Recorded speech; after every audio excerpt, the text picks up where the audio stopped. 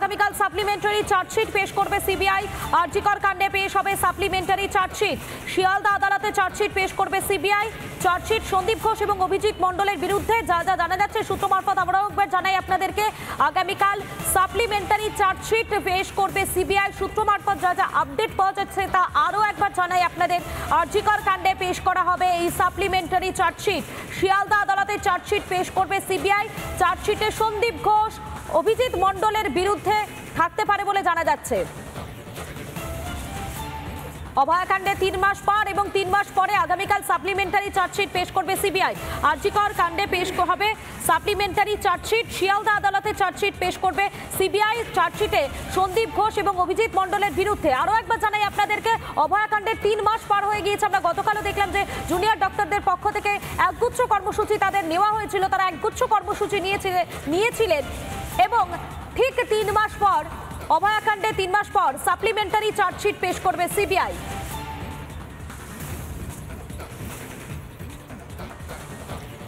অভয়াকাণ্ডে 3 মাস পরও রাজপথে রয়েছেন জুনিয়র চিকিৎসকেরা। তারা লাগাতার তাদের যে প্রতিবাদ, সেই প্রতিবাদটা তারা জারি রেখেছেন। তারা বারবার বলছেন যতদিন পর্যন্ত ওরা বিচার পাচ্ছে ততদিন পর্যন্ত এই আন্দোলন জারি থাকবে তাদের। এবং তারই মধ্যে আগামীকাল চার্জশিট পেশ করতে, সাপ্লিমেন্টারি চার্জশিট পেশ করতে চলেছে সিবিআই। শিয়ালদা আদালতে সাপ্লিমেন্টারি চার্জশিট হবে, অন্তত এমনটাই জানা যাচ্ছে। চার্জশিট সন্দীপ ঘোষ এবং অভিজিৎ মণ্ডলের বিরুদ্ধে বলে জানা যাচ্ছে।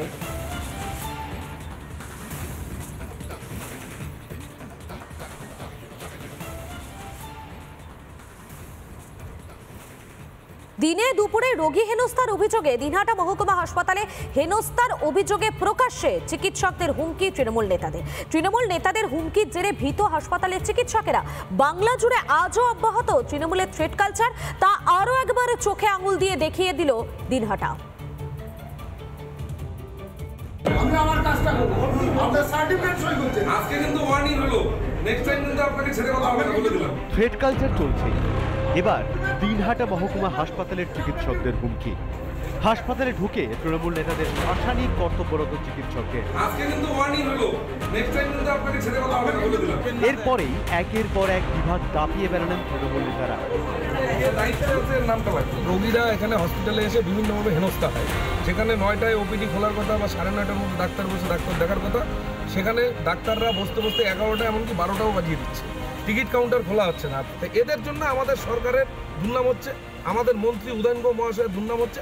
আমরা সেটা মানব না। এই সরকারটা এত চেষ্টা করছে যে হসপিটালগুলোকে যাতে ভালো করা যায়, একেবারে ডাক্তারবাবুদের জন্য সব ব্যবস্থা নিচ্ছেন, অথচ তারা একই জায়গায় অসহায়তার সুযোগ নিচ্ছেন মানুষের, আমাদের দুর্বলতার সুযোগ নিচ্ছেন তা নয়।